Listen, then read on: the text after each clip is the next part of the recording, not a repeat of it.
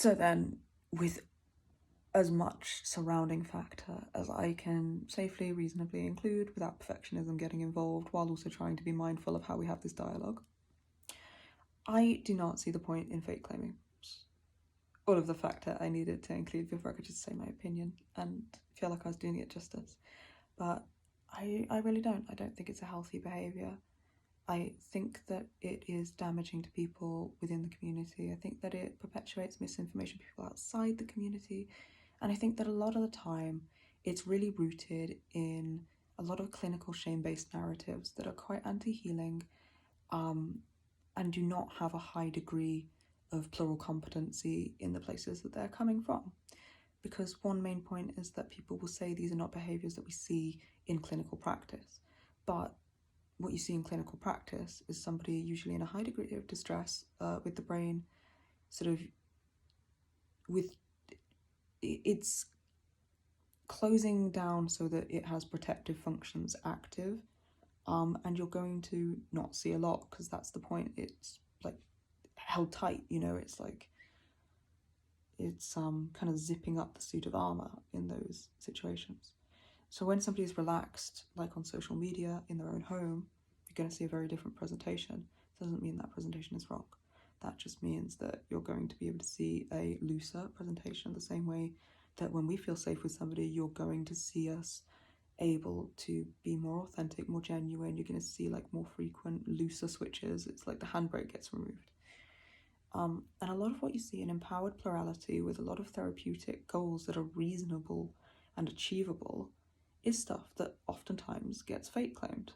And that's a really big problem because it perpetuates a lot of misinformation in society.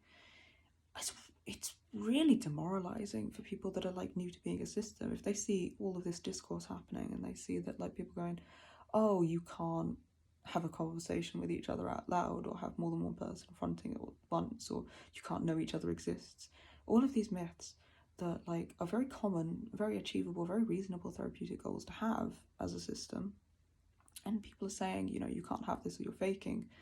It's going to make people feel very scared to allow their own experience as they heal. And it's going to make people very scared to share their experience as they heal, which means it's going to snowball and like less and less people know what is possible. And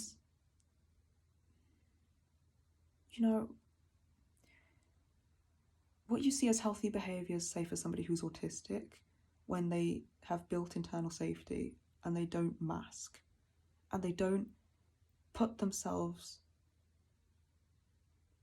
into the sort of expectational box, I guess, of having to behave in a certain way to be neuronormative and to be read as non-autistic in society, because not doing so means you receive a lot of abuse a lot of the time, because this society is not very accepting of diversity in a lot of places.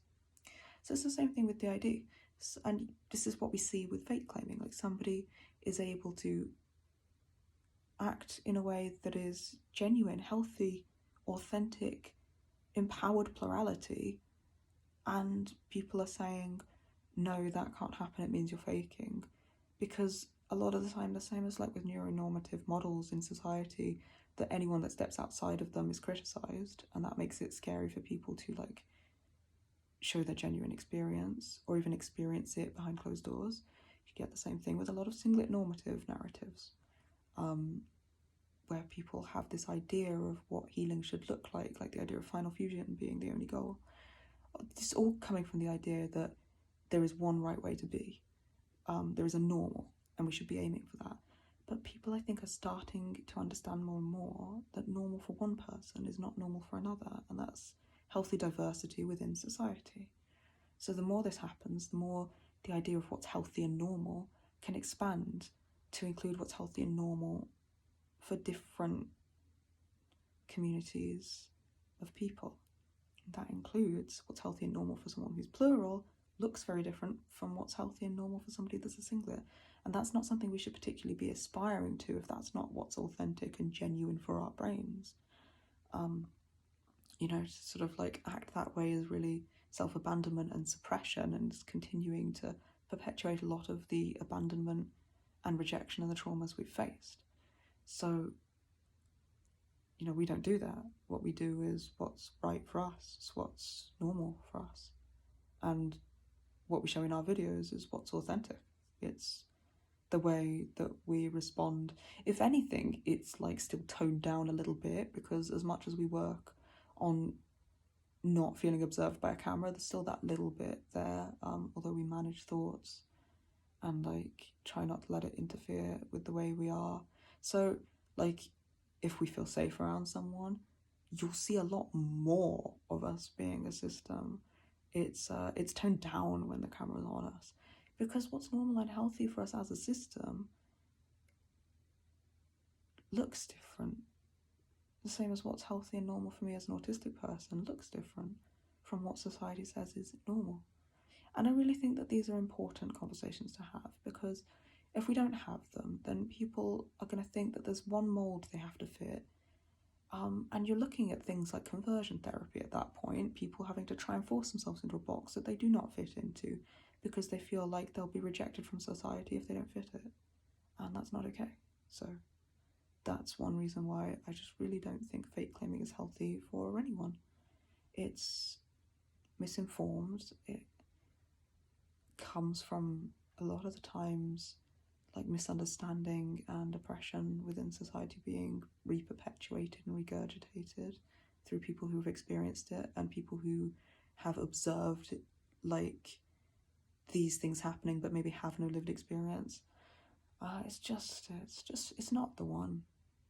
TLDR of it is it's not the one.